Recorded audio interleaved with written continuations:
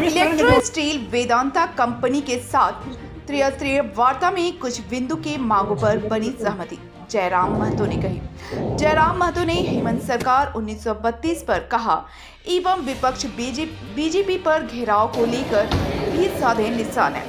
चंदनक्यारी प्रखंड कार्यालय के सभागार में इलेक्ट्रो स्टील वेदांता कंपनी के साथ त्रिस्तरीय वार्ता को लेकर एक बैठक आयोजित की गई। बैठक में मुख्य रूप से ग्रामीण सह युवा संग्राम समिति की तरफ से आंदोलनकारी जयराम महतो, अंचलाधिकारी Rama Ravidas, Vedanta electro steel IR के अधिकारी लक्ष्मण राव, जनसंपर्क विभाग के संजय सिन्हा के मौजूदगी में त्रिस्तरीय वार्ता को लेकर बंद कमरे में बैठक संपन्न हुई।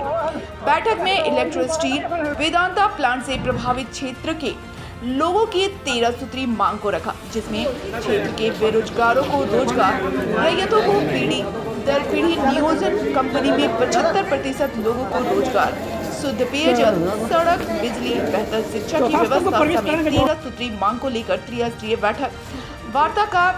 बैठक आयोजित था। वार्ता में कुछ बिंदु की मांगों पर सहमति बनी। इलेक्ट्रो स्टील के अधिकारी ने कहा कि जिस रैयतों का 3 एकड़ से अधिक जमीन कंपनी को दिया है, उस रैयतों को कंपनी की ओर से नियोजन दी जाएगी और 3 एकड़ से कम जमीन देने वाले रैयतों को ठेकेदार के अंदर काम दी जाएगी। रैयतों को पीढ़ी दर पीढ़ी नौकरी मिलना संभव नहीं है। इसके अलावा क्षेत्र में शुद्ध पेयजल, बिजली, सड़क और शिक्षा की व्यवस्था की जाएगी। मौके पर आंदोलनकारी जयराम महतो ने प्रेस से बातचीत करते हुए कहा कि वेदांता के अधिकारी और प्रशासन के बीच जो वार्ता हुई है, अगर पूरी तरह उस वार्ता पर अमल नहीं होता है तो बड़ा आंदोलन किया जाएगा। कहा कि इससे पहले हुक्का जाम और जन सुनवाई के नाम से आंदोलन हो चुका है, लेकिन समाधान कुछ नहीं हुआ। हमारे आंदोलन युवाओं का आंदोलन है। आज जो वार्ता हुई है उन पर अमल नहीं हुआ तो उनका आंदोलन होगा, क्योंकि नेताओं का आंदोलन खत्म हो चुका है। अब बेटाओं की आंदोलन प्रारंभ हो चुकी है। उन्होंने मीडिया को बैठक में अंदर नहीं आने देने से नाराजगी जताई। इधर वार्ता में शामिल होने के लिए क्षेत्र के सैकड़ों महिलाओं 20 किलोमीटर दूर तय कर प्रखंड कार्यालय आई थी, लेकिन अंचलाधिकारी ने किसी भी महिलाओं को वार्ता में शामिल होने से साफ इनकार कर दिया, जिससे महिलाओं में काफी नाराजगी देखने को मिली। जहां तक त्रिस्तरीय वार्ता में प्रखंड प्रमुख को भी नहीं बुलाया गया। मीडिया कर्मियों को भी त्रिस्तरीय वार्ता की बैठक में अंदर आने के लिए मना कर दिया गया। पूरी तरह से बंद कमरे में त्रिस्तरीय वार्ता की बैठक की गई, जिससे क्षेत्र के लोगों के बीच चर्चा बना रहा।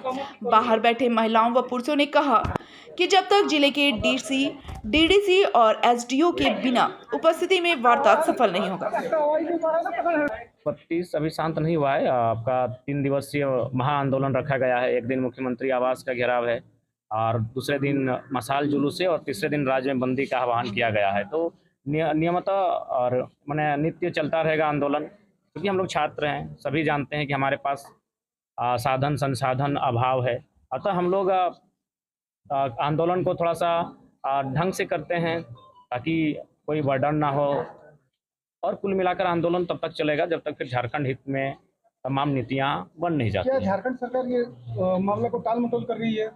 उनकी मानसिकता तो यही दिख रही है। कारण कि आज 60-40 की नीति की बात कहें या फिर अन्य नीतियों की बात कहें, राज्य सरकार की मंशा स्पष्ट नहीं होने के कारण आज हमारे युवाओं को ये दंश झेलना पड़ रहा है। 7 साल 8 साल 10 साल से लोग तैयारियां कर रहे हैं, उसके बावजूद वैकेंसियां क्लियर नहीं हो पा रही है, और जिन वैकेंसियों को परिपूर्ण किया जा रहा है उसमें मैक्सिमम बाहर के लोग ओपन टू ऑल के माध्यम से अगर यहाँ प्रवेश कर रहे हैं, ये राज्य का दुर्भाग्य है। और इस बार की युवा पीढ़ी काफ़ी अपने हक अधिकार को लेकर सड़कों पर जागरूक हो चुकी। आज के बैठक के लिए उन्होंने पॉजिटिव ही दिखाया, लेकिन मीडिया का भीतर नहीं जा पाना ये दुर्भाग्य का विषय है। हम चाहेंगे कि आगे अगर जहां भी बैठकें हों, जिस पदाधिकारी के तत्वाधान में आयोजित की जाए, उनका दायित्व होना चाहिए कि मीडिया बंधुओं को स्थान वहां मिले।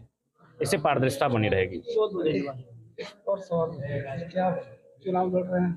देखिए, ये तो जनता तय करेगी, क्योंकि हम लोग सामर्थ्य नहीं कि मुखिया का चुनाव लड़ सके। आज जिस प्रकार के पैसे नहीं, हम बता रहे हैं कि हम लोग में सामर्थ्य इतना नहीं है कि हम लोग मुखिया का चुनाव लड़ सकें। तो अगर जनता समर्थन करेगी तो फिर देखते हैं। लेकिन ऐसे लोग, राजनीतिक गलियारे के लोग हमें रोकने के लिए एड़ी कर चुके हैं। जहाँ जहाँ निकलते हैं 353 तो मैंने वो हमारा टैगलाइन बन चुका है। लगभग इस साल भर के आंदोलन के दौरान 9-10 थाना में 353, जबकि हर जगह गलत तरीके से प्रोवाइड किया गया है। हमारी कहीं उपस्थिति नहीं है, लेकिन फिर भी तो इस तरह से वो लोग मैंने बताना चाह रहे हैं, वे लोग कहीं न कहीं मुझे सुकरात के रूप में ले रहे हैं। सुकरात वही शख्स है जिन्होंने हज़ारों सुकरात का निर्माण किया था कि भाई सवाल करो। तो वही काम हमने किया है कि इससे पहले युवा सवाल नहीं करते थे, डरे सहमे रहते थे। इस आंदोलन से ये तो बदलाव आया है कि एक छठी क्लास का नौजवान भी बोलने लगा है। जो लोग अपने घरों तक सीमित थे, वो कम से कम जानने लगे हैं कि हमारे साथ क्या हो रहा है। तो इसलिए थोड़ा-सा भय का माहौल है राजनीतिक गलियारों में हमारे नाम को लेकर, हमारे क्रियाकलापों को लेकर। इसलिए वे बहुत प्रयास कर रहे हैं कि 2024 से पहले हमें खत्म कर दिया जाए। लेकिन एक संदेश वही देंगे कि साहब खूब कोशिश करो हमें मिट्टी में दबाने की, पर हम बीज हैं, आदत है बार-बार उग जाने की।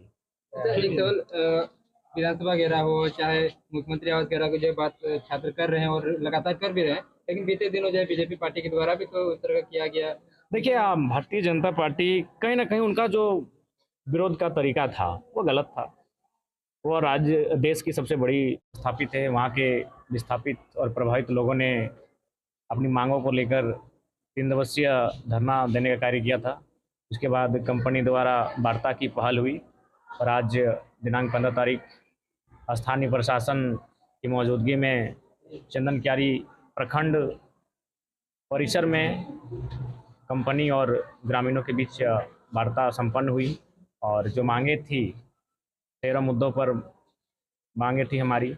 कुछ मुद्दों पर सहमति हुई, कुछ मुद्दों पर असहमति हुई और कुल मिलाकर अभी तक एक सकारात्मक पहल हुआ और उसको लेकर ग्रामीण सेटिस्फाइड है। और हमारी जो मांगे थी वही कंपनी के माध्यम से जो रैयत हैं, प्रभावित हैं, विस्थापित हैं, उन्हें नियोजन मिले और कंपनी के माध्यम से अच्छी सड़कें, बिजली, स्वास्थ्य, शिक्षा इत्यादि की व्यवस्था की जाए।